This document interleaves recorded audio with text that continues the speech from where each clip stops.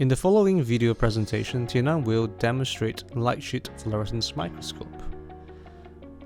Light-sheet fluorescence microscope is a new form of microscopy that allows light to be gentle to the biological sample.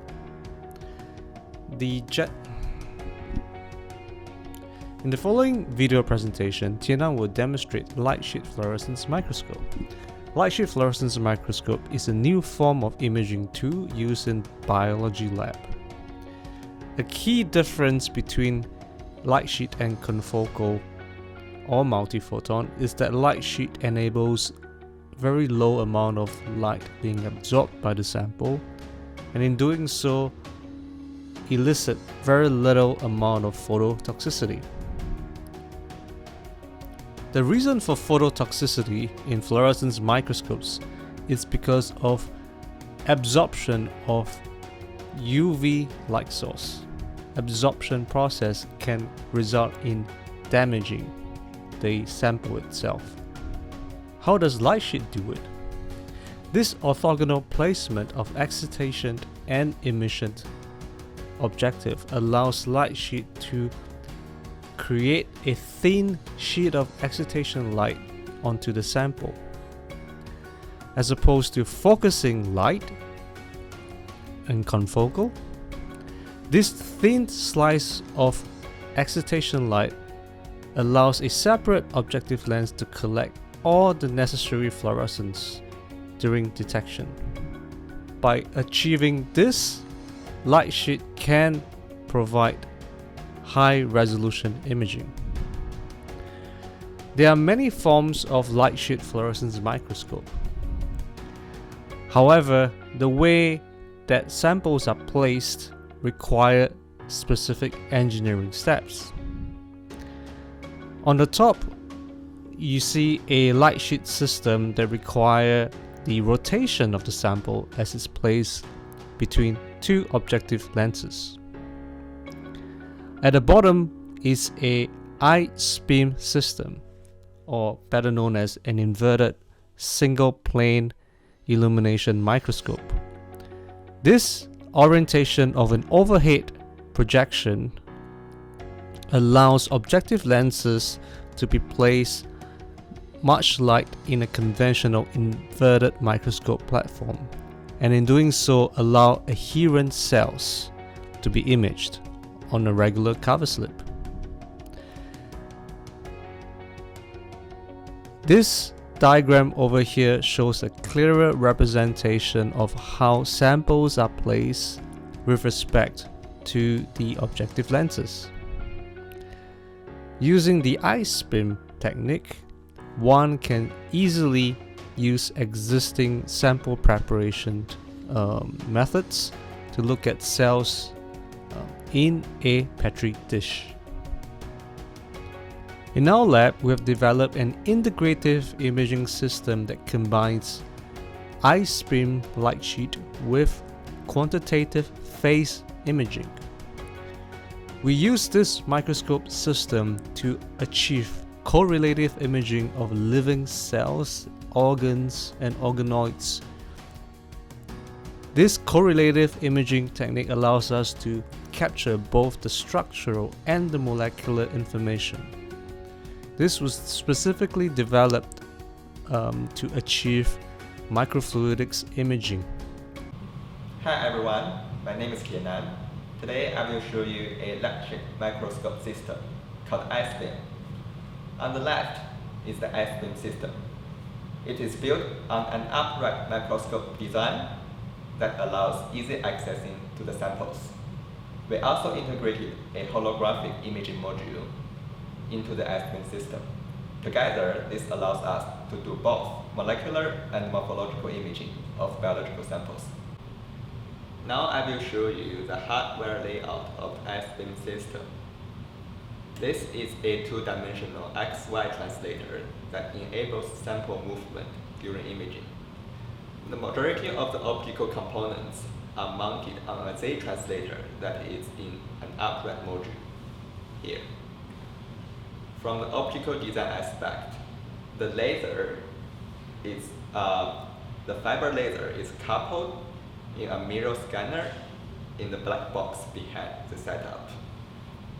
The beam is delivered to the imaging, to the illumination objective lens here, and projects laser beam onto the sample.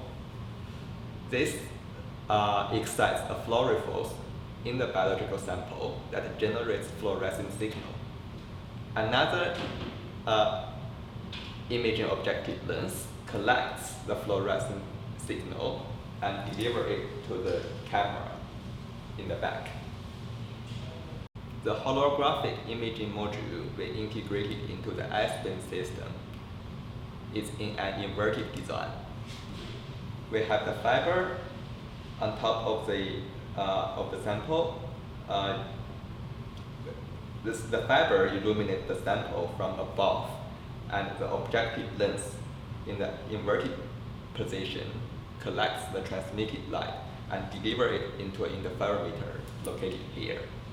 The camera in the back collects all this light to generate the holographic image. Now we are going to lower the translator into a homogeneous fluorescence dye to perform imaging.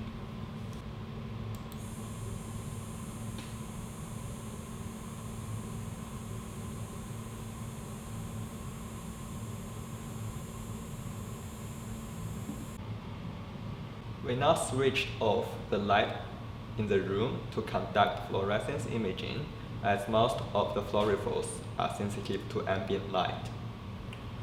What you're looking at now is the imaging field of view of the iSPIM system. I will now turn on the beam. So this beam is generated by the fiber coupler and delivered by the objective lens. We now turn on the sheet, which is the crucial aspect of the electric system. Now, the scanner scans the beam across the y dimension of the field of view to generate a sheet of light. What you are seeing here are fluorophores in the fluorescence dye solution that undertaking burn-in motion. I will now introduce the control software for the iSPIM system. The control software is based on an open source software called Micromanager.